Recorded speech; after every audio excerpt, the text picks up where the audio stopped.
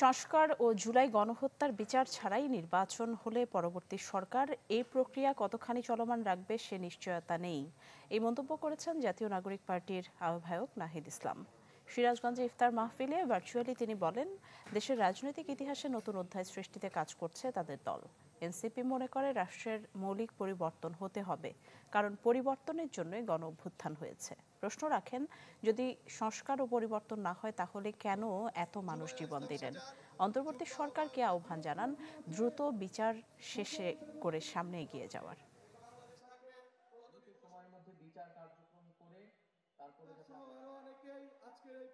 জুলাই আন্দোলনে যে হত্যাকাণ্ড চলেছে এর যদি বিচার ছাড়াই আমরা একটি নির্বাচনের দিকে আগাই, তাহলে সেই নির্বাচন পরবর্তী সময়ে এই বিচার কতটুকু চলমান থাকবে এই নিশ্চয়তা আমাদের নেই। ফলে আমরা চাবো আইনের মধ্যেই দ্রুত সময়ের মধ্যে বিচার কার্যক্রম করে তারপরে যাতে আমরা সামনে আগাই। তারপর আমরা বলেছি যে রাষ্ট্রের সংস্কার হতে হবে, রাষ্ট্রের মৌলিক পরিবর্তন হতে হবে, কারণ পরিবর্তনের জন্যই গণ অভ্যুত্থান। জীবনের সব আয়োজন এখানে একসাথে।